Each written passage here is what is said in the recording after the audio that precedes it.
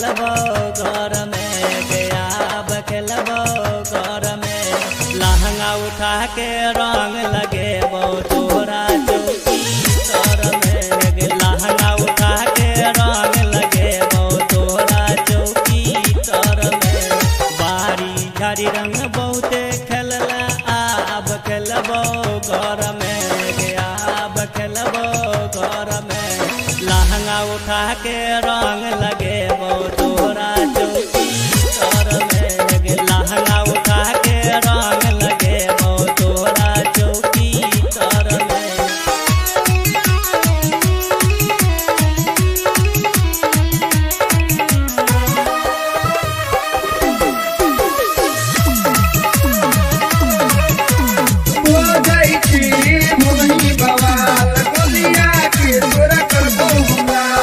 लाल पियर रंग लगेबो तोरा गोरे गाल में गे तोरा ऊँचे खाल में लाल पियर रंग लगेबो तोरा गोरे गाल में गे लाल पियर रंग लगेबो तोरा गोरे गाल में गे तोरा गोरे गाल में गे तोरा ऊँचे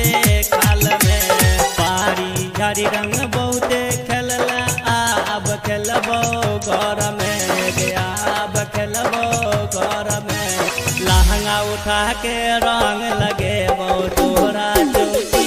तर में लहंगा उठा के रंग लगेबो तोरा चौकी तर में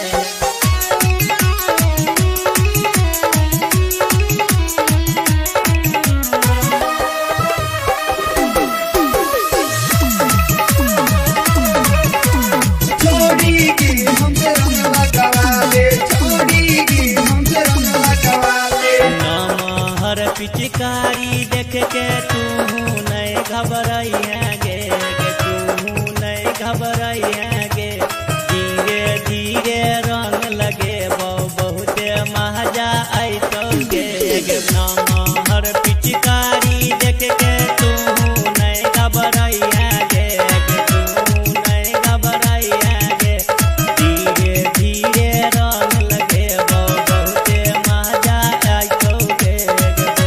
मजा आई तो गे बारी झाड़ी रंग बहुते खेलला अब खेलबो घर में गे अब खेलबो घर में गे तोहरा चौकी तर में लहंगा उठा के रंग लगेबो तोरा चौकी तर में गे लहंगा उठा के रंग लगेबो तोरा चौकी तर में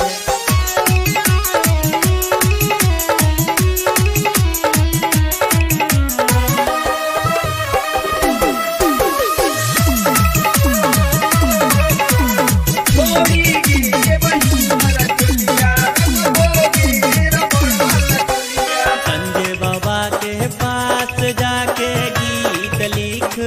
बैबोगे गीत लिख बैबोगे रामो उद्गार के गाना बजा के डीजे पर कमर हिलैबोगे संजय बाबा के पास जाके गीत लिख बैबोगे रोहित बजू के संगे जाके खूबे तोरा नचबैबोगे झाड़ी रंग बहुते खेलला आब खेलबो घर में गया खेलबो घर में लहंगा उठा के रंग लगेबो तोरा चौकी तर में गे मानबो नहीं रंग लगेबो तोरा गे जो बन में गे तोरा गे जो बन में